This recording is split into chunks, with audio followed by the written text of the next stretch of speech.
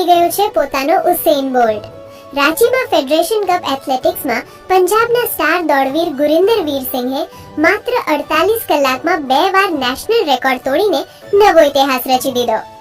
National રેકોર્ડની આ રોમાંચક race ગત 22 મેના રોજ સેમીફાઇનલથી જ શરૂ થઈ ગઈ હતી। ગુરિંદર વીરે પહેલી સેમીફાઇનલમાં રેકોર્ડ તોડ્યો, પણ માત્ર થોડી જ મિનિટોમાં ઓડિશાના અમિનેશે 10.15 સેકન્ડનો સમય કાઢી રેકોર્ડ ફરી પોતાના નામે કરી લીધો। અમિનેશ ક્વોલિફાય થયો અને ગુરિંદર વીર માત્ર 0.01 સેકન્ડ માટે ચૂકી ગયો। પરંતુ ગઈકાલે શનિવારે ફાઇનલમાં પંજાબના આ સિંહે એવી જોરદાર વાપસી કરી કે આખું મેદાન જોતું રહી ગયું। ગુરિંદર વીરે માત્ર 10.09 સેકન્ડમાં 100 મીટરની દોડ પૂરી કરી જૂના તમામ રેકોર્ડ તોડી નાખ્યા। આ જીત બાદ તેણે કેમેરા સામે એક ચિઠ્ઠી બતાવી, જેમાં લખ્યું હતું, કામ હજી પૂરું નથી થયું, 10.10 વેટ, હું હજુ પણ ઊભો છું।